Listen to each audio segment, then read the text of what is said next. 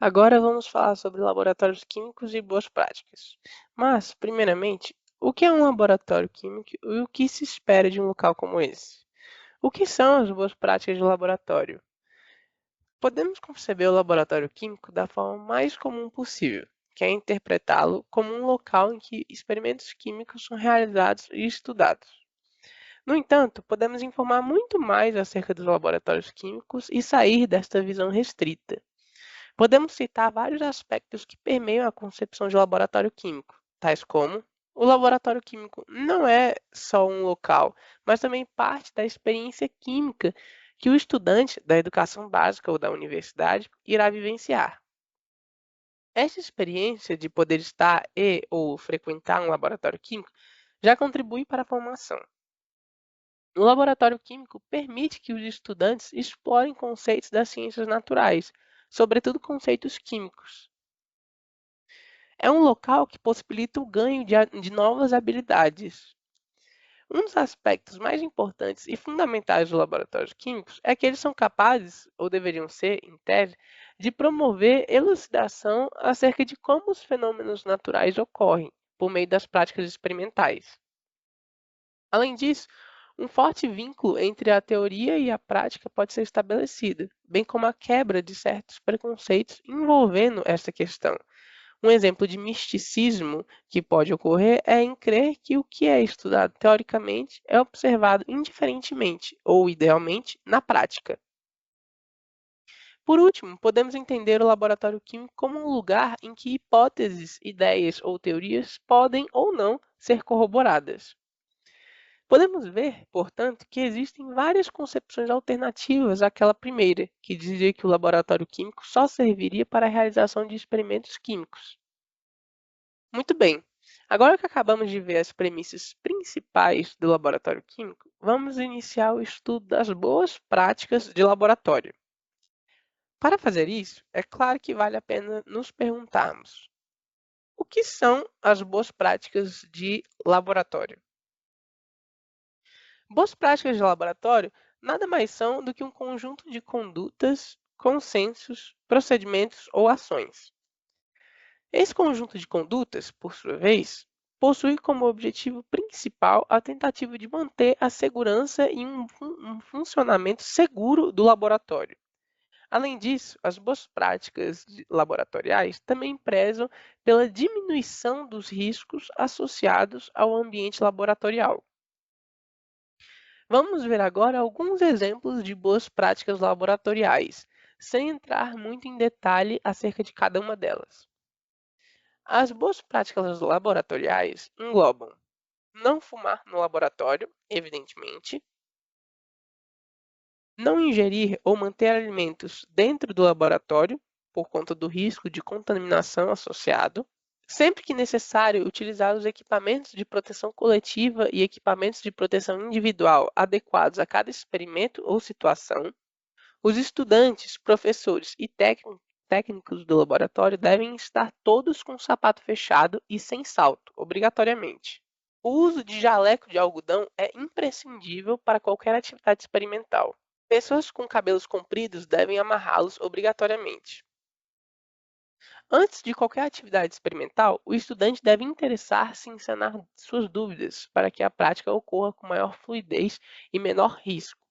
Em hipótese alguma, deve-se pipetar fluidos com a boca.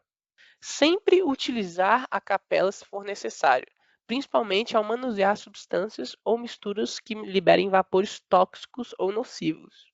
Ter a consciência de que os rótulos de produtos químicos devem ser lidos antes de seu uso, em todas as circunstâncias, pois neles constam informações importantes acerca de suas propriedades e riscos. Não ingerir ou inalar quaisquer substâncias ou misturas. Nunca retornar os reagentes e insumos que sobraram das práticas experimentais para seus respectivos recipientes. Não despejar resíduos químicos na pia. E, por fim, sempre manter o ambiente laboratorial limpo, seguro e o mais organizado possível. Agora que acabamos de listar algumas poucas boas práticas laboratoriais, vamos então considerar a estrutura geral de um laboratório químico, isto é, analisemos mais minuciosamente o que um laboratório químico deve ter necessariamente. No entanto, antes de iniciarmos, devemos ter em mente que a estrutura exata de um laboratório químico depende necessariamente dos objetivos que aquele laboratório tem. Um laboratório de química de síntese inorgânica pode não ter a mesma estrutura de um laboratório de química de síntese orgânica. Porém, iremos considerar o caso mais geral e comum possível, que é de um laboratório de química geral. Podemos começar falando que é algo que é extremamente importante de se enfatizar, que é o fato de os laboratórios químicos serem, em tese, esculpidos de forma a maximizar a segurança do ambiente e a aprendizagem dos alunos, assim como a minimizar os riscos associados a esse ambiente. Conforme já tínhamos visto antes, a estrutura pormenorizada de um laboratório irá depender dos objetivos desse laboratório. No entanto, alguns elementos são essenciais para todo o laboratório, independente de qual seja. Como itens comuns e normalmente presentes em laboratórios, podemos citar as bancadas e armários, chuveiro, lava-óleos, pias, capelas, saídas de emergência, vidrarias, balanças, reagentes e equipamentos. Por conseguinte, vamos agora considerar mais minuciosamente alguns desses itens. Bom, vamos iniciar com o chuveiro e lava-óleos. Aqui podemos ver uma imagem que retrata um exemplar de um chuveiro e de um lava-óleos. Podemos observar que ambos são acoplados. Agora, vamos ver o vídeo do chuveiro e do lava-óleos. Pronto, agora que acabamos de ver o vídeo dos dois, vamos ver o funcionamento do chuveiro. Por fim, aqui está o vídeo do lava-óleos em funcionamento. Agora que vimos como são ambos os equipamentos, vamos analisá-los. O chuveiro e o lava-óleo são considerados equipamentos de proteção coletiva, EPCs, pois um único exemplar desses equipamentos pode garantir a segurança ou estar associado a mais de uma pessoa. A função primordial desses dois equipamentos é de minimizar os danos produzidos pela interação entre um material e uma pessoa, por meio da utilização e aproveitamento do fluxo de água que sai desses equipamentos. Um exemplo de como o chuveiro e o lava-óleos podem ser usados é a situação em que um estudante é atingido por uma substância ou mistura corrosiva ou reativa, em que é necessário lavar com água a região atingida. Podemos ver, então, que ambos esses equipamentos são fundamentais para todo laboratório químico. Vamos agora considerar a capela. Assim como no caso do chuveiro e do lava-óleos, aqui estão duas imagens de uma capela. E aqui um vídeo da capela anterior, mostrando seu funcionamento. A capela também é um equipamento de proteção coletiva e utiliza filtros e exaustores para a eliminação de vapores tóxicos. Na realidade, as capelas são muito utilizadas em experimentos que envolvam sistemas voláteis e que liberem vapores tóxicos e ou nocivos. Além disso, a capela também é bastante utilizada para se efetuar reações químicas perigosas. Só para finalizar a parte da capela, deve-se enfatizar que a capela é um equipamento que só faz sentido e que funciona apenas se o operador souber utilizá-la e se estiver familiarizado com seu funcionamento, pois nada adianta, por exemplo, utilizar a capela se o usuário não souber que se deve ligar o exaustor. Aqui está a foto de uma balança, usualmente utilizada em laboratórios. A balança é um equipamento já bastante conhecido, tanto em formato, aparência e funcionamento. Existem diferentes tipos de balança, cujas diferenças residem principalmente na precisão da medida que se deseja ter. Todas as balanças possuem o mesmo objetivo, que é determinar a massa de um sistema. Considerados esses equipamentos, serão abordadas agora as vidrarias, instrumentos muito utilizados e presentes no ambiente laboratorial. Só para esclarecer, será dado um detalhamento de algumas vidrarias, consideradas aqui como sendo as mais presentes e frequentes no cotidiano dos estudantes. Vamos iniciar então com o Kitasato. Aqui está um vídeo que mostra um Kitasato. O Kitasato é uma vidraria bastante peculiar, de formato característico, assemelhando-se a um Erlenmeyer, exceto por uma ramificação lateral. Existem Kitasatos de tamanhos diferentes, Kitasatos são muito frequentes e empregados em processos de filtração a vácuo, na realidade de baixa pressão. Além disso, são empregados também para reações para obtenção de gases. A próxima vidraria que iremos considerar é o Erlenmeyer. Como podemos observar neste vídeo, os Erlenmeyers têm formato muito semelhante aos Kitasatos. Erlenmeyers também possuem formato característico, além de ter diferentes tamanhos também. Não obstante, o Erlenmeyer é uma vidraria muito importante empregada em titulações, sendo o recipiente dentro do qual se tem a solução com um analito. Outra função dessa vidraria é que ela pode ser empregada para aquecimento de líquidos ou reações químicas. Vamos analisar agora a nossa terceira vidraria, que é o balão de fundo redondo, cujo formato é bastante intuitivo e pode ser visto neste vídeo. Assim como foi falado para todas as vidrarias até então, o balão de fundo redondo também é uma vidraria com formato característico, além de poder também apresentar diversos tamanhos.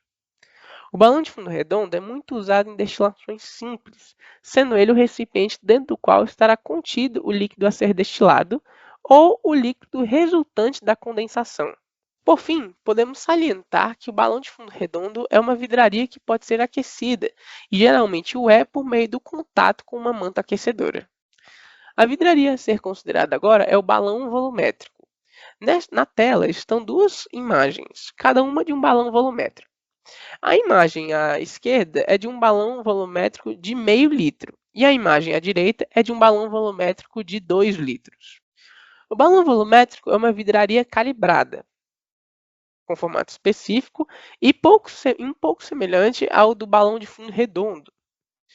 Como pode-se até mesmo atestar pelas imagens, existem balões volumétricos de diferentes tamanhos, ou seja, com distintos volumes. O aquecimento de balões volumétricos não é desejável. O objetivo principal dos balões volumétricos é medir precisamente e comportar volumes fixos de líquidos. Ademais, estas vidrarias são amplamente empregadas no preparo de soluções e em processos de diluição. O becker será nosso próximo sistema de estudo. Este vídeo mostra alguns beckers.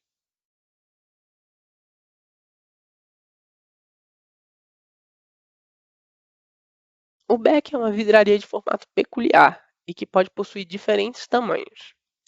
É uma vidraria graduada e pode ser aquecida. Suas principais funções são pesagem de sólidos, diluição de substâncias e, por fim, é um recipiente adequado para a realização de reações químicas de precipitação ou recristalização.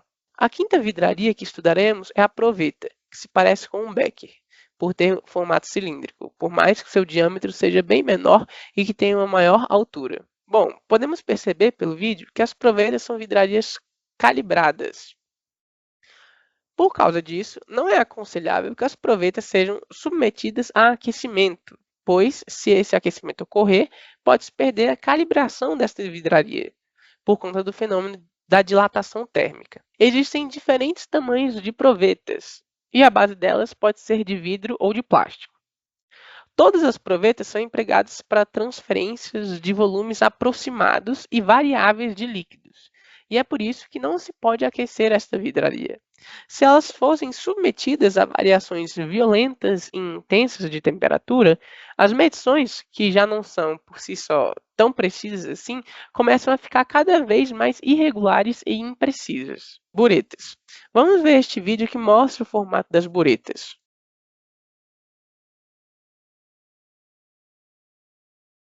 De fato, as buretas são vidrarias graduadas e calibradas. Essas vidrarias não podem ser aquecidas, como no caso das provetas. Além disso, existem buretas de diferentes tamanhos. Essencialmente, a função primordial das buretas é de transferir precisamente volumes variáveis de líquidos. E é justamente por causa dessa precisão das buretas que elas não podem ser aquecidas. Por fim, devemos ter consciência de que as buretas, em conjunto com os Erlenmeyers, são muito empregadas em titulações. Os Erlenmeyers contêm as soluções com o analito, ao passo que o titulante fica dentro das buretas. A vidraria que vamos examinar agora é a pipeta volumétrica. O presente vídeo demonstra bem a estrutura das pipetas volumétricas.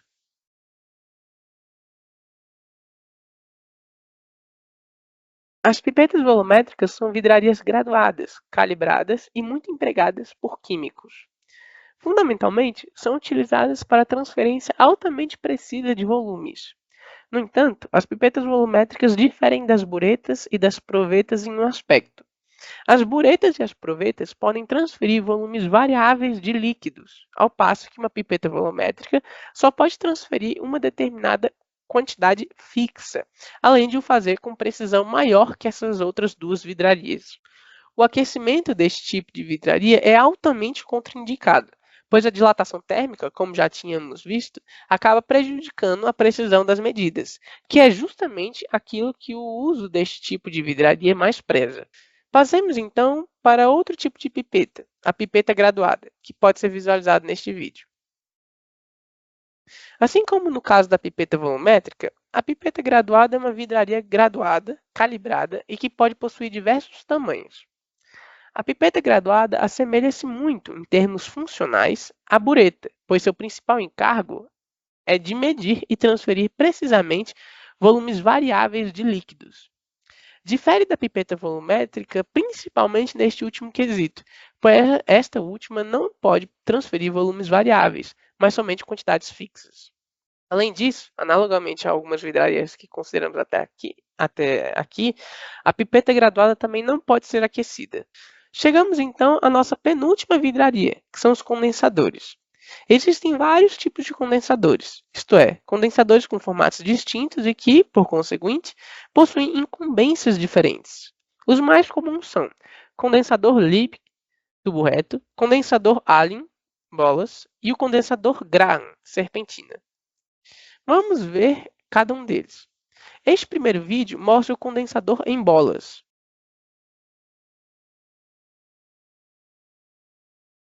O segundo vídeo mostra o condensador reto. E, a seguir, tem-se uma imagem do condensador em serpentina. Os condensadores são vidrarias com formas particulares e que podem apresentar diversos tamanhos e formatos. Fundamentalmente, são amplamente utilizados em destilações simples, em que o vapor emanado do líquido em aquecimento passa pelo condensador e é, como já é sugestivo, condensado ou, no mínimo, resfriado. Existe uma interessante relação entre o formato do condensador, a superfície de contato interior e a função do condensador propriamente dita. Quanto maior a superfície de contato disponível no interior do condensador, maior será a capacidade que o condensador terá de resfriar o vapor. Cada condensador possui uma função específica por conta de seu formato. O condensador em bolas é mais utilizado e apropriado para refluxo, pois permite que vapores condensados voltem ao balão original. Isso se deve, sobretudo, à superfície de contato intermediária deste tipo de vidraria. O condensador reto é adequado para outros tipos de processo que não envolvam líquidos com baixos pontos de ebulição, visto que sua superfície de contato é pequena em comparação aos demais. O condensador de serpentina é ideal para resfriamento de líquidos com baixo ponto de ebulição, pois a superfície de contato entre os condensadores aqui considerados é a maior. Por conta disso, possui uma maior capacidade de refrigeração. Por fim, chegamos à nossa última vidraria, que são os tubos de ensaio. Talvez os tubos de ensaio sejam as vidrarias mais famosas dentre todas as conhecidas. A estrutura e o formato dos tubos de ensaio estão presentes neste vídeo. Os tubos de ensaio são vidrarias de formato característico, podendo possuir tamanhos diferentes. Os tubos de ensaio, como não são vidrarias calibradas nem graduadas, podem, com cuidado, ser aquecidos diretamente sob a chama do bico de Bunsen. Com efeito, os tubos de ensaio são muito empregados para a realização de reações químicas em pequena escala, assim como em marchas e testes.